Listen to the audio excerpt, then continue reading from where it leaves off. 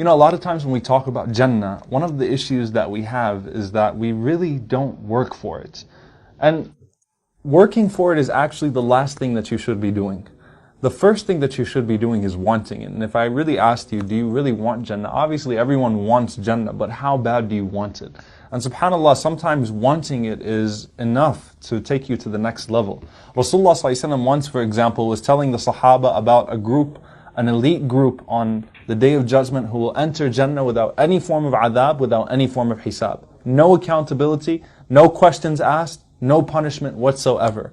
And one of the companions that was sitting there by the name of Ukasha radiallahu ta'ala anhu, he immediately jumped up and he said, Ya Rasulullah, ad'u Allah an akuna minhum. O Messenger of Allah, make dua that I'm one of them. So Rasulullah ﷺ said to him, Anta minhum. You are one of them. Then another Sahabi said, oh wait, so this is what it's all about, right? So another Sahabi jumped up and he said, Ya Rasulullah, me too. He said, Sabaqaka biha Ukasha. Ukasha beat you to it.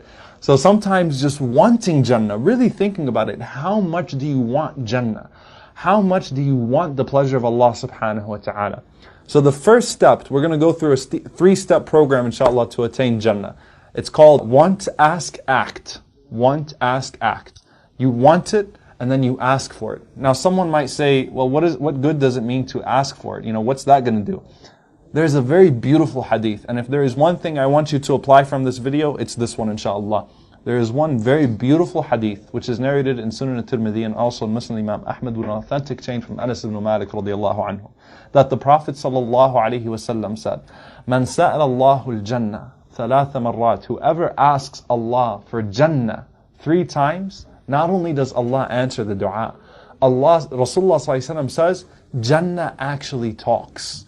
Jannah speaks. قالت الجنة اللهم أدخله الجنة. Jannah itself makes dua to Allah, O Allah, enter him into paradise. And the Prophet ﷺ said, وَمَنْ سَأَلَ اللَّهِ, and whoever asks Allah subhanahu wa ta'ala protection from hellfire, الْعِذْقَ مِنَ النَّارِ, وَفِي رِوَايَةٍ إِجَارَ مِنَ النَّارِ, to be protected from hellfire, to be guarded from hellfire. Hellfire makes dua to Allah subhanahu wa ta'ala, Allahumma ajirhu min al-nar. O Allah, protect him from the fire. Subhanallah, asking 3 times. If you can just incorporate this one thing in your life. If you want Jannah, why don't you just say so? Allahumma adkhilni al-Jannat al-Firdaus. Because the Prophet ﷺ said, don't just ask for Jannah, ask for the highest level, which is in his companionship, inshaAllah, in the highest level of paradise, with Rasulullah sallallahu alayhi wasallam. So you make dua 3 times. Look how easy it is. Allahumma adkhilni al-Jannat al-Firdaus. Allahumma adkhilni al-Jannat al-Firdaus. Allahumma adkhilni al-Jannat al-Firdaus. Oh Allah, grant me paradise. You ask it 3 times. If you just did that, paradise just made dua for you. And do the same for hellfire, and hellfire will make dua for you to not enter it, inshaAllah. And the last thing, so we had want, ask, act. Rasulullah sallallahu alaihi wasallam said, كُلَّ أُمَّتِ يَدْخُلُونَ الْجَنَّةِ إِلَّا مَنْ أَبَى. Every single person will enter paradise except for the one who refuses. Can you imagine that?